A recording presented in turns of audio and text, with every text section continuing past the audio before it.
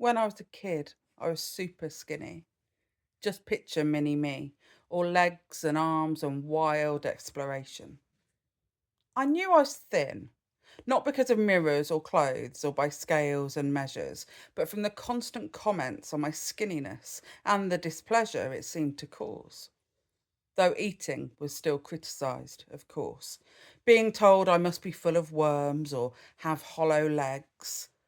I just don't know where she puts it, everyone says, as mini me was skinny. When I was a teen, I grew, outwards mostly. Just picture teenage me, all boobs and bum and mild exasperation. I was told by some that this was growing the right way, that being the way that men would admire. Told by others that this growth was definitely wrong. They nicknamed me Tank and said I stretched all the clothes I borrowed. My body, critiqued by all, of course.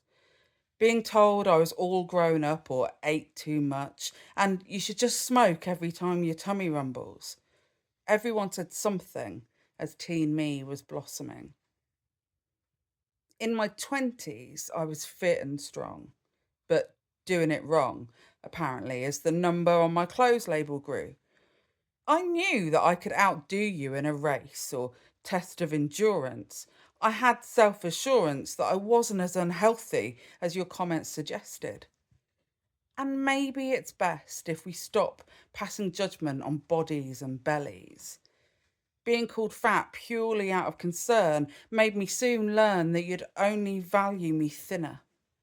I'd want to skip dinner, but then binge and cry and wonder why I cared what you said in the first place.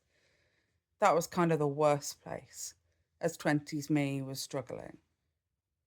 My 30s came in with a roar of new life. I was now an ex wife and determined to make up for time missed. So I danced and I kissed, and once got told this: if we could sort your body out, you'd be perfect, beautiful.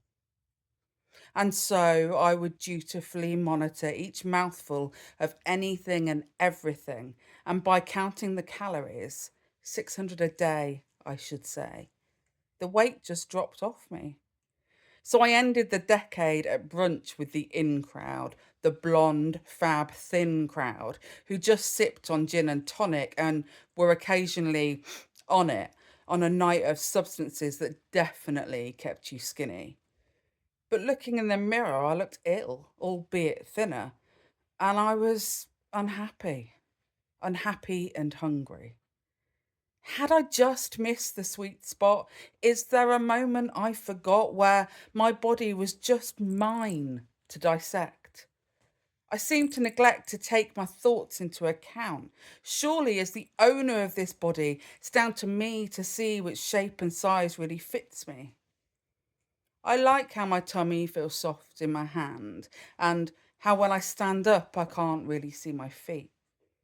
I like the curves and the squidges and the absence of ridges, the feeling that I'm poured and not chiseled.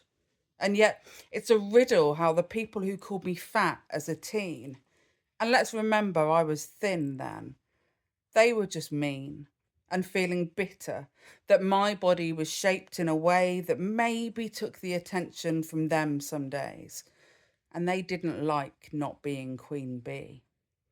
But you see, I'm not that girl anymore.